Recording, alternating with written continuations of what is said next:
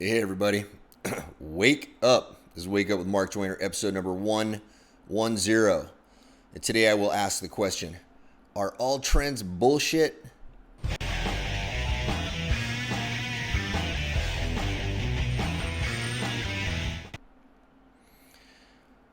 Before we can answer this question as to whether or not trends are bullshit, it would be very interesting to look at a piece of music history. Long time ago, most of you youngins will not even remember a lot of what I am talking about here. Before the internet, we listened to this thing called radio, and it still exists, but very, very few people use it anymore. Anybody who does use it, we're using things like satellite-based radio and whatnot. We're not using the same kind of radio technology that we did.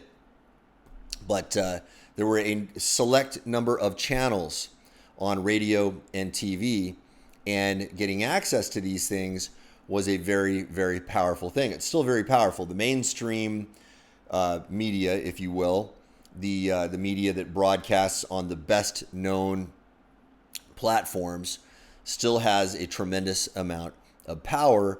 Back then, the power was even greater because we didn't have the level of disruption that we had. Now we're discounting a little era when public radio was sort of like a pre-internet phenomenon.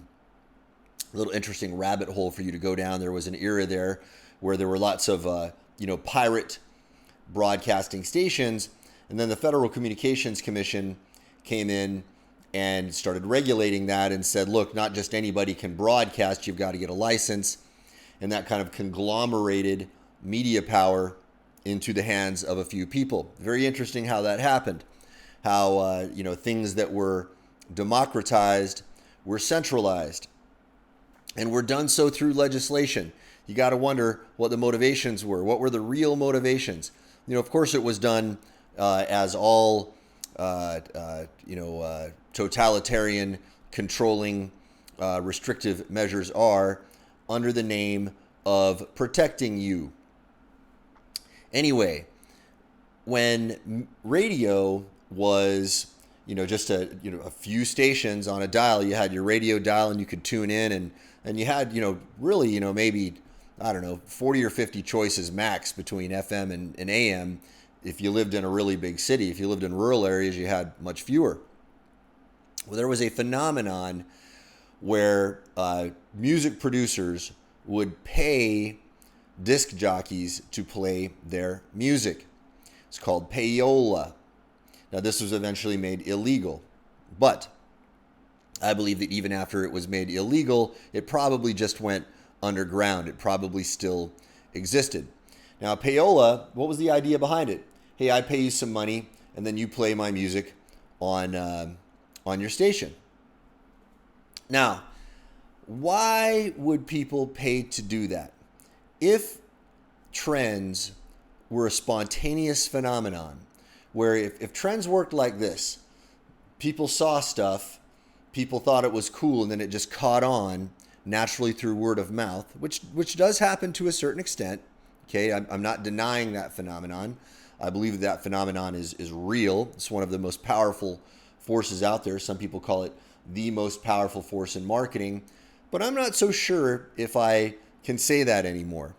I'm not so sure if it's the single most powerful force. Let me tell you why I say that. Now, by the way, I'm not telling you not to get word of mouth or not to endeavor for word of mouth benefit for your business. That would be bad advice. It definitely exists. Organic virality, inspired word of mouth definitely is a real phenomenon. It is extremely powerful. You want to go for that. But I think that effect is often blunted by something else. And there's a psychological phenomenon that we're referring to here. Well, there's actually two that are quite relevant to this. One is conformity to group norms, and the other one is obedience to authority. You can Google these. I could give you a much longer discourse on the history of those two phenomena. I went into those in depth in the book Mind Control Marketing. You guys can get that at mindcontrolmarketing.com. You can learn about that and other psychological exploits that you can use in your marketing to make yourself more persuasive.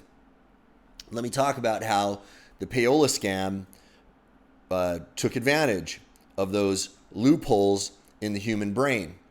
Well, when you see something on TV or you hear something on radio and you have the authority of people saying that there is a trend, it creates the perception of a trend, and that perception of the trend creates the trend. Okay? So the way we think it works is that everything happens organically. It's like, oh, this is trendy. Everybody's into this. Sometimes that happens, but more often than not, especially in this world where we have media controlled in a very centralized fashion, there are people pushing against that. There are people trying to take advantage of these psychological phenomena to get you to believe that certain things are true that are not necessarily true. So by creating the fake trend of a song, it actually becomes a fait accompli. Then some, organic word of mouth, some inspired word of mouth is going to kick in from people, but it's not from them hearing the song necessarily and being inspired. It's also the phenomenon of them believing that other people are into it, and them hearing an authority figure like a disc jockey or a news broadcaster and an official opinion maker giving you the opinion. This is why critics are powerful. This is why DJs are powerful. This is why journalists are powerful. This is why editorialists are powerful. They shape your opinions. Okay? Now, I believe that this phenomenon is happening way more often now than most people believe. We have been told that, well, the Payola scam, that happened a long time ago, that was removed. I call bullshit. I think it's still going on. I think it's just become more underground. It has become subtler, and it's not just in the music industry. I believe it is completely permeated almost all forms of entertainment and even what we call journalism. If you want to see a very good example of how full of shit journalism is, watch the Joe Rogan episode where he interviews Barry Weiss of the New York Times. There is especially a clip, and maybe I should do a breakdown of this if I can figure out how to do this on OBS, how to bring in clips and then go back and forth and comment on them. Anybody has any advice on that for me to solve that technical issue? That will save me some time rather than go around and Google it or ask my folks to figure it out. Maybe one of you guys have the answer to that. But you can see exactly how shallow her thinking process is in making these determinations. In that same broadcast, she was defending the value of the New York Times. She's saying, hey, look, we're much better than bloggers because at least, we're people who are paid for our opinions, and there is some level of quality control going on there. Yeah, I think there's some control going on there, but I don't think it's working the way we think it works. I think it works like this. I think there are interest groups, be they governments, intelligence agencies, corporations, what have you, paying people to express opinions any particular way. I think that phenomenon is far more prevalent than most people realize. There are some very, very well documented historical accounts of that. One of my favorite examples that I've brought up multiple times on this show is the case of Operation Ajax, which is where the United States sent in the CIA to depose the democratically elected leader of Iran, which brought in ultimately the Islamic Revolution. So in a sense, with our interference of the media in Iran to get people to turn against their leader and then follow our guy who was the Shah, we created the situation in Iran right now. Now, when I say we, I mean, the United States government. I didn't have anything to do with it. You didn't have anything to do with it. Whoever it was that was behind the scenes making those decisions, they're the ones who made that happen. Okay, now, ironically, we are potentially going to have some conflict with Iran. I would like, hopefully that can be avoided, but things are not looking very good in this moment. It depends on how the Trump administration and what his true motives are and his advisors decide to do. Or if there are other people behind the scenes making these decisions, depending on what they choose to do. It's a very complex thing. We can't know what reality is, can we? I mean, we have this impression that we can know what it is, but I don't believe that we can. I think that our sources of information upon which we are making most of these determinations are so corrupt that it has become very, very difficult to discern the truth. So that is the point of why I am asking the question as to whether or not trends are bullshit. Another way that we form our impression of what trends are is through statistics. Well, I ask you the question, how is it possible that so many statistical polling groups got it wrong with the last election? Okay, it wasn't just a few people. Now, if you look at statistics and they say there's a 97% probability that something is going to happen, yeah, when they're wrong, okay, so the 3% was correct in this case. They said 97%, not 100%.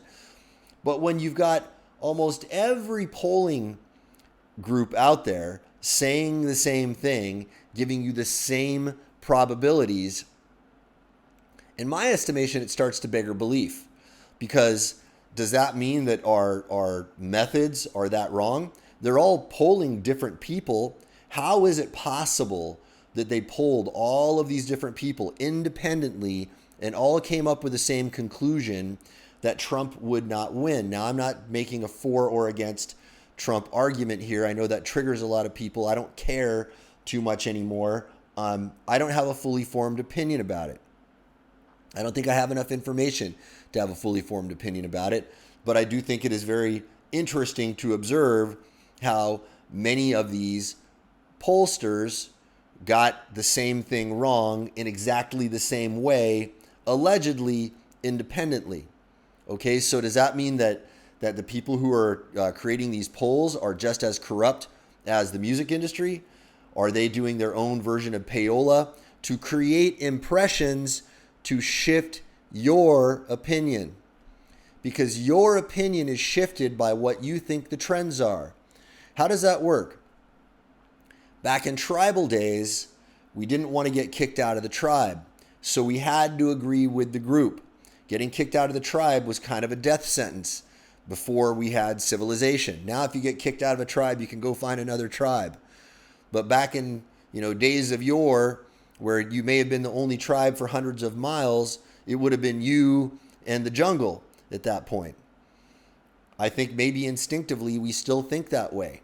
We see the group, behaving a certain way, and we look at that and we say, well, we'd better go along with the group. We don't want to get kicked out. Another way to analyze this is that we can use the heuristic systemic model or the elaboration likelihood model of persuasion and see conformity as a shortcut that we use to make decisions.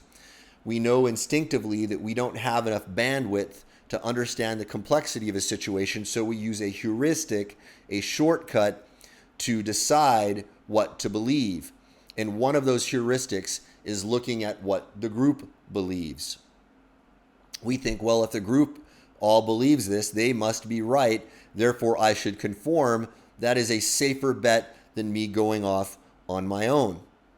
All right, so you got to be aware that when you are persuaded like that, sometimes it does guide you well. Sometimes the group makes the right decision, but sometimes the group is way off. And sometimes the group, what you think is the group, is not even actually the group. It's somebody creating the impression of the group. And then you using that whatever the actual explanation of that phenomenon is, you are using that phenomenon, which is extremely well observed, by the way, to make those decisions. So when you see on the news, when you see in any location somebody telling you that something is trending, you got to ask, can I trust that information? Do you know that when you go to Google and they tell you X, Y, or Z is trending, do you know that's true? Do you know that they have not actually manipulated that information? All right, now, if you go to my Facebook, on facebook.com/Mark Joyner Personal, you can find a couple posts back where I show the congressional testimony of a guy who is, happens to be very politically left-leaning, if you will. Not that I like that term, find it very useful, but he is not a Trump supporter. He is very much a leftist. But this professor said point blank that he believes that Google deliberately manipulated search results to manipulate the election, and that they swung at a minimum 3.5 million votes in the direction of Hillary with their manipulation. This is congressional testimony. You can see from a guy who is very, very well qualified to have this opinion, who has no political motivation to say that this was the case. Here is a man who, and I have to applaud his intellectual honesty and bravery, coming up and saying something that goes against his interest. He voted for Hillary, but he is there telling us the honest truth that he believes that Google deliberately, consciously manipulated results to shift votes in the favor of Hillary, and by his estimation, this moved a minimum of 3.5 million votes in the direction of Hillary. Check that out. Check that out. Okay, so everything that you see that is helping you form your impression, I believe you should question. I believe you should question. And it goes back to the inherent question of the validity of statistics to begin with. I use statistics a lot in marketing. Statistics, understanding them at a deeper level than most marketers, I think, has been a strategic advantage for me. But the question is this: how valid is the data that you are using those statistical models to analyze? The statistical model may have inherent validity in terms of the mathematical formula in itself, but if you put garbage data into a valid formula, you are going to get garbage out as a result. So this, I'll leave you with one interesting thought. If you study symbolic logic, which is a very, very interesting rabbit hole for people to go down, you will discover the difference between soundness and validity. Okay, and I'll give you a very simple example of this. One of the basic structures of symbolic logic is this form called the syllogism. The most basic syllogism goes like this. Let's just say, all. I'm trying to think of one that's going to be very, very clear. Okay, so everyone who is ethnically Chinese originated, or their ancestors originated from that region of the world. Okay, Joe is ethnically Chinese, therefore his ancestors originated from that part of the world.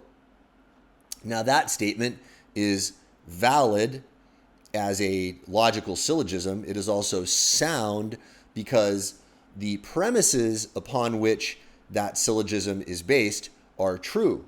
But notice there are different things. I'll give you an example of something that is both valid and unsound, at least so far as I know. Okay, so what if I were to say all people named Joe are females? Joe, my friend is named Joe, therefore he's a female. Okay, that's a valid syllogism, but the premises upon which it is based are not sound, right? The first premise was unsound, incorrect, untrue. So this is another way that we are often confused, that we are tricked into believing things, because we look only at the validity of the logic. We don't question the soundness of the premises underneath those statements. So when you look at data that has the air of science, right, the air of legitimacy, because it comes from a guy in a lab coat, and logically everything that he's saying makes sense, how do you know that the premises upon which he is making all these statements are valid? And this is why we can be duped in the sciences. When people look at scientific papers, they say, hey, I read this paper. Everything looks good. Everything checks out. Everything makes sense. But if you're not there corroborating those observations yourself, you are only commenting on the validity. You are not commenting on the soundness, because you don't have the ability to comment on the soundness. You don't have access to the data. Now, we're supposed to correct this by having people corroborate the information. It should be reproducible. This is one of the hallmarks of good science, but we have also found that there are people who are paid to put false information into our body of scientific literature, something that I consider to be just an egregious and ugly crime. And then you've got people who are paid to corroborate these things. Unfortunately, we cannot trust everything that we see, even coming from our scientific institutions, because the same kind of corruption has happened in those institutions as well. I am very sorry to say. If you don't believe that that's true, dig a little bit and you will find that it is very easy to confirm. This is true. There are some very, very well-known cases of this. Probably the best known in history is when the tobacco industry paid a lot of scientists and doctors to state categorically in front of Congress that they did not believe that smoking causes cancer. Okay, even in the face of an enormous body of evidence showing otherwise, they were trying to pull one over our eyes and say, hey, but we have scientists who say X, Y, and Z. I think all of these phenomena happen a lot more often than most of us realize. I think it is happening in very, very subtle ways. I think it's happening in social media. I think it's happening in every form of media. I think it's happening in pretty much every source of information you can imagine. So do I have an answer for this? Nope, I don't. And as a guy who is a veteran of the military intelligence community, I can tell you that this is the crux of our problem in the intelligence community, is that we often don't know what to believe. This is why we get multiple sources. We try to get multiple, valid sources as much as we can. You don't have the luxury of being able to know what guys in the intelligence community know. We have access to probably better quality information, more direct primary source data. But even that primary source is questionable. If primary source were not questionable, we would not have required multiple sources of information to make our determinations in the intelligence community. So where does that leave you? I wish I had a good answer, but all I can tell you is this: don't fall for the bullshit. Okay, as I think it was Public Enemy said, don't believe the hype, right? Was that Run DMC or Public Enemy? One way or the other. Don't believe the hype. Don't believe that people are telling you something is X, or that people believe X, or that something is trending. You don't know.